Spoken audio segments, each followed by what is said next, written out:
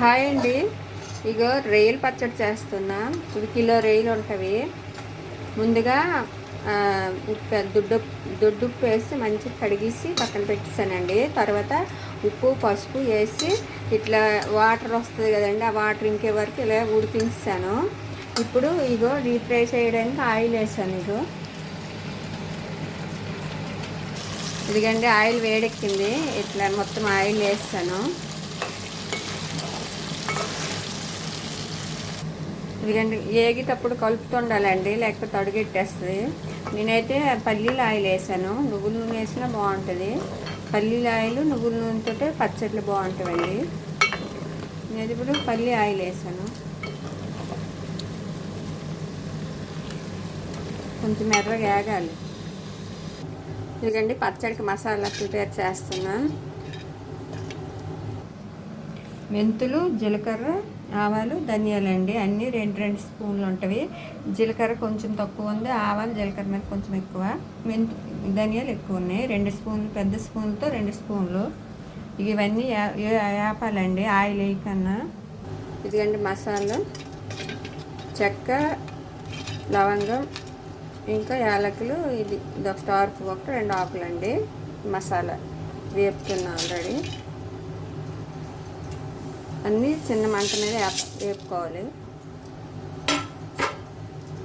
ఇదిగండి ఇలాగ ఎర్రగా వేగిపోయినవి. ఇప్పుడు స్టవ్ ఆఫ్ చేస్తాను. చల్లగా అయిన తర్వాత మిక్సీ పట్టుకోవాలి.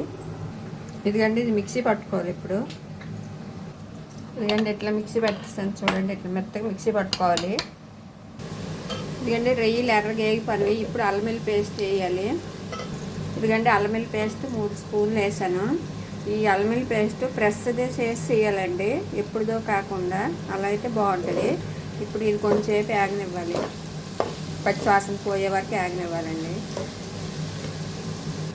ఇదిగండి అల్లం వెల్లుల్లి పేస్ట్ ఎర్రగా వేగిపోయింది. ఇప్పుడు స్టవ్ ఆఫ్ చేసేయాలి.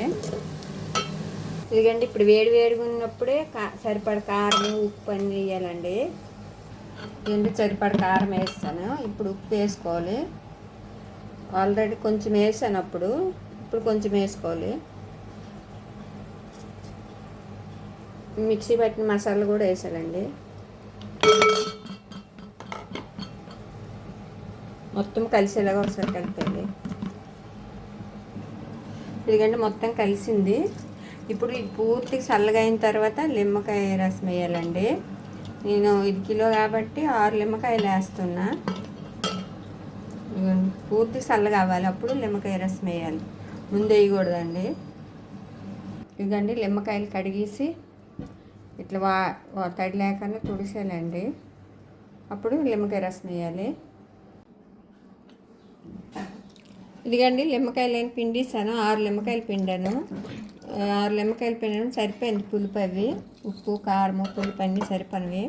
ఇట్లా చల్లగా అయిన తర్వాత ఇట్లా గాజు చేసాలో వేసి స్టోర్ చేసి ఉంచి. ఇదండి 6 నిమ్మకాయలు పిండాను. ఇప్పుడు పులుపు, కారం, ఉప్పు అన్నీ సరిపోయినవి. 6 నిమ్మకాయలు పిండాను. ఇంకా గ్రేవీగా కావాలంటే ఇంకొంచెం ఆయిల్ వేయాలండి. నేను ఇదిగో ఆయిల్ వేడి చేసి పక్కన పెట్టాను, సరిపోతే వేద్దామని. చల్లగా అయిన తర్వాత ఇలాంటి గాజు చేసాలు స్టోర్ చేసి ఇడుకుంటే ఎన్ని రోజులైనా నిల్వ ఉంటుందండి, ఖరాబు కాదు పచ్చడి. టేస్ట్ అయితే చాలా బాగా వచ్చింది.